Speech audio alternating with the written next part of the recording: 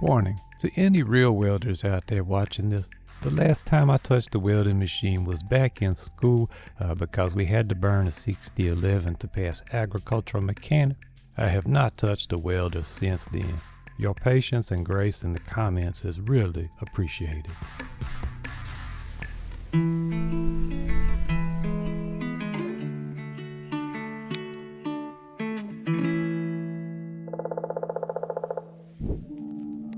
So, if you've been keeping up with us, Crafsman is we're making our own vinyl toys and soon hope to be making our own fully fledged metal soft vinyl molds. The last piece to the puzzle to figure out was the silver plating, which just recently I think we finally got it. So with that figured out, I said now we can focus on the actual construction of the mold here. My go-to for joining metal has always been a torch and some silver solder. However, silver solder is very expensive. Now, I actually did try a test right here. Since I know I'm going to be joining rod stock, I got some rod stock, I bent it, and silver soldered it. And it's really strong. You can sit there and just bang the mess out of it. However, extremely time consuming to silver solder all these joints, and like I said, extremely expensive. So I got us a flux welder from Harbor Freight. This is the Titanium Flux 125. These run between $100 and $150 depending on the special that you catch. And super convenient, this thing will run on my limited shop power. We got some instructions here, and I always like me a good quick start guide. This one looks pretty straightforward. Alright, so we got our welder unboxed. Alright, here's the torch end. Yeah, and here's the ground clamp. There we go. And we got us a standard wall plug. Always plug your welder straight into the wall though. Don't use an extension cord unless it's a heavy gauge, heavy duty cord. Okay, plug it straight in the wall. Okie dokie. We got things moved over to our metal welding table. This particular welder takes gasless flux core welding wire. I've got some .030. You can also use a .035 with this unit. But before we feed the wire through, let's remove the tip. That way, that wire is going to come out the end. Now we simply unscrew and add our wire onto the feed spool right here. And we carefully insert the wire into the feed mechanism. And as I do this, I'm trying to kind of keep the wire from unraveling, unspooling on me, keeping it under tension. But real quick, check this out. This is the part that you flip reverse if you're using a .035 wire. I'm leaving it turned up on .030 since that's the diameter wire I'm using. Very important, once we make sure the wire is feeding through the right channels, we clamp down the feed mechanism and lock our spool in place. Now before we close the lid, check this out. It's got some recommended settings depending on the thickness of metal that we're welding. Our only two settings to worry about are wire speed and voltage. These two settings are easily adjusted right here on the front of the welder. Our ground clamp goes onto the table, which is metal and will conduct. Okay, so I've got us a couple of pieces of 1/8 inch here. This is just some sample pieces to weld. Now we can finally go ahead and plug it in and turn it on. And check out the cold wire feed button.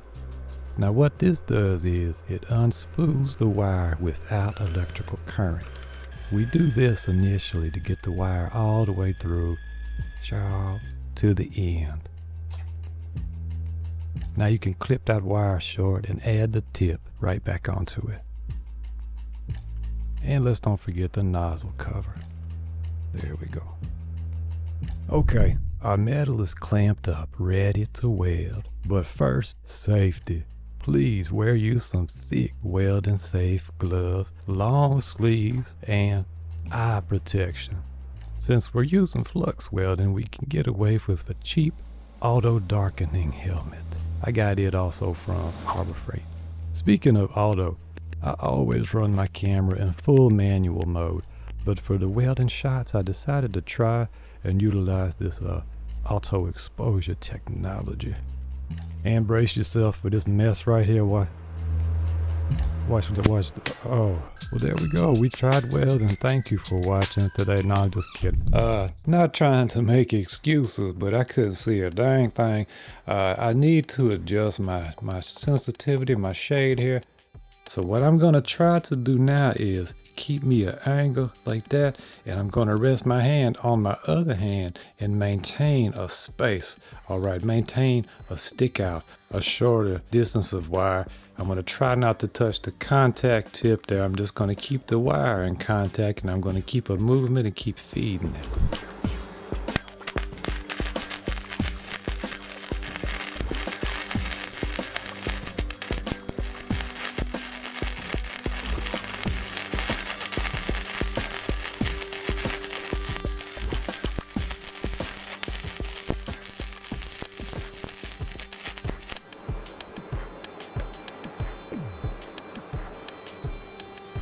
Okay, so we got us a bead there. Not the straightest, but at least we were able to keep it flowing along. But for me, the real test is if we can join metal together, because that's welding, the fusing of two metals. Earlier I used the recommended wire speed setting for 1/8 inch, which honestly I think was way too high. Look at that wire. So I've cut the speed down by half.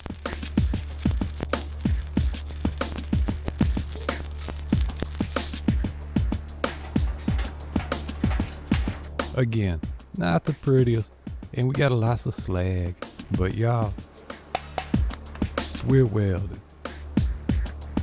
As with anything, practice makes better.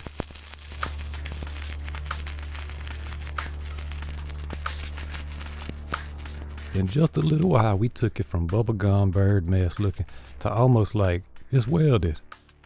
And this is a DIY/crafting/creativity channel, so I said let's take some metal hardware and build us a helping hand.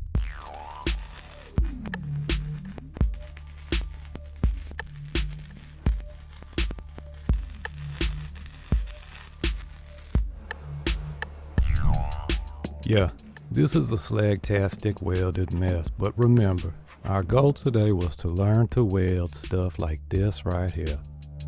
See that? Not winning any beauty awards. The goal is strength and functionality.